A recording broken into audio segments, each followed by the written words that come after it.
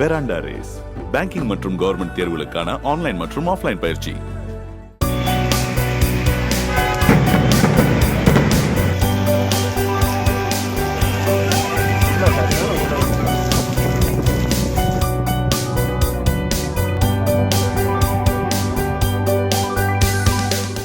விருதுநகர் மாவட்டம் சிவகாசியில் கடந்த சில வாரங்களாக கோடை வெயில் சுட்டெரித்த நிலையில் நேற்றிரவு பல பகுதிகளில் மழை பெய்தது. திருத்தங்கல், சித்துராஜபுரம், சாட்சியாபுரம் பகுதிகளில் பெய்த மழையால் வெப்பம் சற்று தணிந்து குளிர்ந்த சூழல் நிலவியது. தேனி மாவட்டம் கம்பம் பள்ளத்தாக்கு பகுதிகளான கம்பம், கூடலூர், உத்தமபாளையம், காமைய கவுண்டன்பட்டி, நாராயண தைமன்பட்டி, சுருளிப்பட்டி உள்ளிட்ட பகுதிகளில் இடியுடன் கூடிய மிதமான சாரல் மழை பெய்தது.